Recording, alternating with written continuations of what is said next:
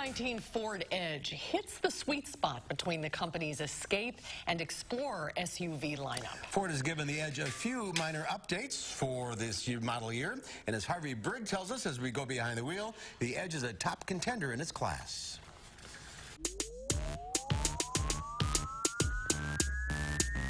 This is the Ford Edge. It was updated late last year, so this is a mid-cycle refresh, they call it. And why mess with success? This, after all, is part of Ford's vision for the future.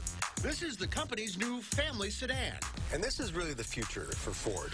Right. Ford announced they're getting rid of all of their sedans, and the only passenger car they're going to make now is the Mustang. So really, these crossovers are the new family car. It's not really an SUV that sits up high and is made to go off-road.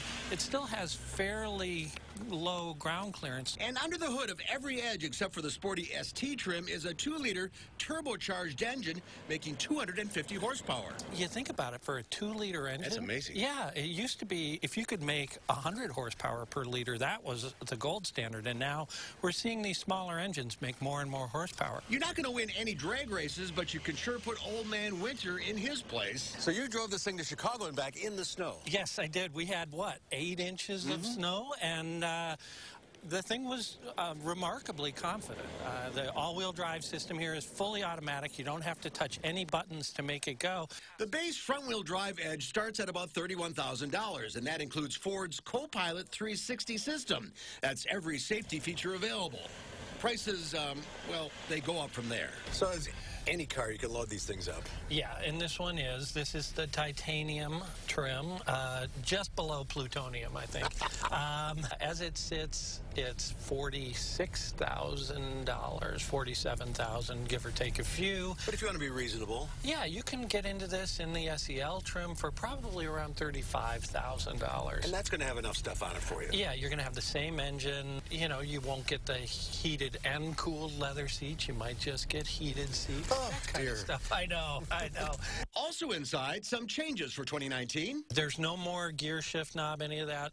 Like almost everything in the car, it's electronic. So there's no need for any mechanical attachment. Basically, you just turn that. Now we're in reverse. Camera pops up, all of that. And what it does is it frees up all this space in here.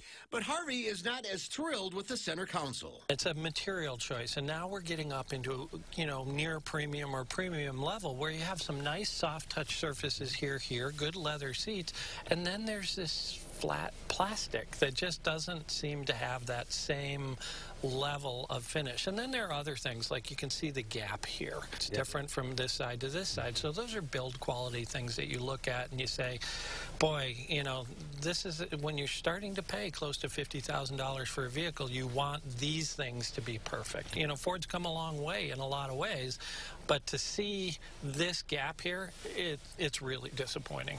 And you're going to see that every time you look at it. Every time you look at it. But beyond that gap, and hopefully our press car was an anomaly, this Edge has one on the competition. If you're looking for a family vehicle, you know, that'll comfortably seat 5 people and carry all this stuff and get you, you know, through the snow, this is a really good option. So other than the gap, Harvey? Other than the gap? Yeah, no, it was a really confident car, and this was a good week to put it through its paces with all that snow, the cold temperatures. It really did well. I was really impressed. And a lot of room in the back. A lot of room in the back. You've got, you know, it's only a 2-row, so you've got 5 people.